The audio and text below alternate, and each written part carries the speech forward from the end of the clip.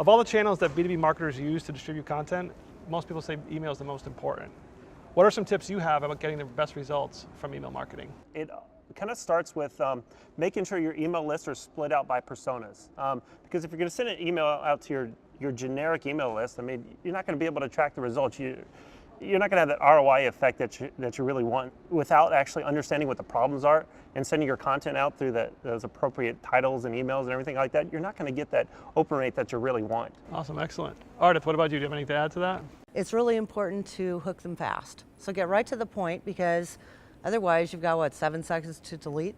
So you've got to get right to the point, and people meander around and don't say what's most important. I'm deleting before I even get to what the meat of the message is.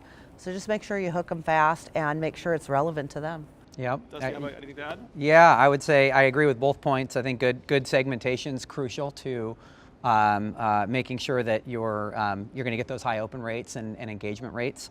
Also, I think, hook them fast, and also, treat the email as an invitation to content, and take them somewhere where you can actually measure the engagement to understand not just did you convince them to click, but what was the actual follow through and engagement. I think that's a big one. Yeah, I think the segmentation and the relevance is really important, because too many brands, they may have that list right, but then they meander around and they're talking about themselves first and the branding and what it is they want to say, and they never get around to anything that's really relevant and important to that persona. Makes sense. Are there any emails that you guys look forward to getting in your inbox from vendors or from... I could tell you about a lot that I don't look forward to getting. That's always easier, Yeah, right? good point, yeah. Is there anyone that stands out? Well, they're the emails that, right off the bat are going to be relevant to you, because they start off with something that is engaging, which is why I always say use the hook.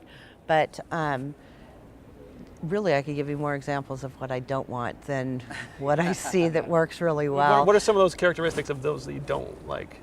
Well, there are a lot of emails I'm getting lately. It must be some kind of new trend where they kind of insult you and talk about how badly you're doing something, which is why you need to read their content.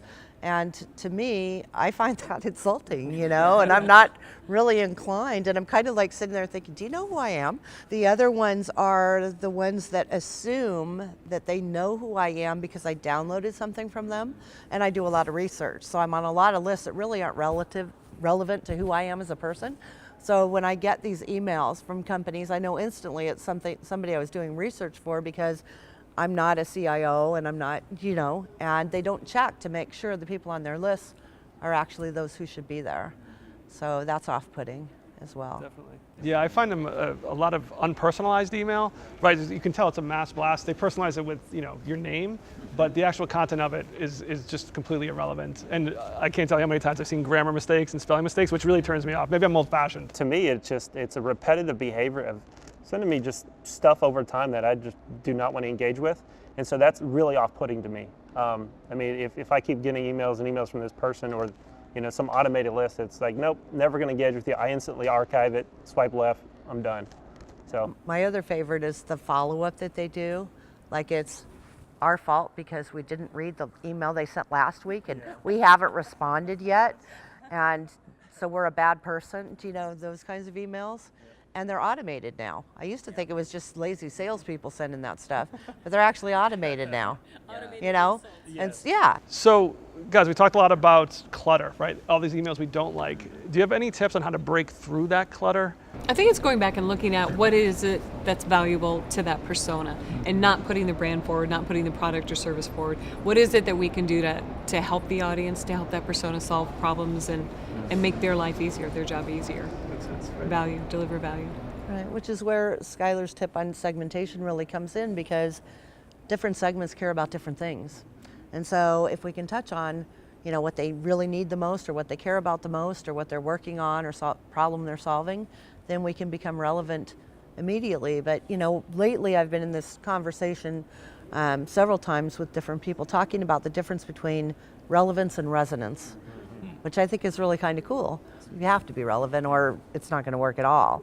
But then if you think about the difference between what's relevant and what resonates, right? So it's like, I know vegetables are good for me, so they're relevant to me, but they don't resonate, I mean, I'm not going to go do anything different about my vegetables. But, when you get that message that is really cool, that really resonates, and it makes you want to do something, right? It drives intent, it drives action. I wanted to add just one thing, which is really kind of going back to the intent of really earning somebody's attention, and you know, being diligent about cleaning your email list, right? I think it's just as important on the reader side as it is on the sender side, right? Looking and seeing, you know, and if you might take somebody off of a list, warn them before you do it, but say, hey, we noticed you haven't really engaged, and you know, we don't want to pollute your inbox, and so if you want to stay on, you know, click here or whatnot. Just you know, again, going back to really being diligent about your subscriber list I think as a vendor, I think it's good practice, and I think long term is what I as an email reader, like, I look for stuff that I subscribe to. And I really like brands that are really thoughtful about that. I think that's a great example, because I got one of those emails just yesterday, and I hadn't been opening those emails, and I hadn't been reading them, and they said, you know, do you want us to take you off if you don't respond well and subscribe? But what it made me do was re-engage with that brand, because I felt that they respected my time.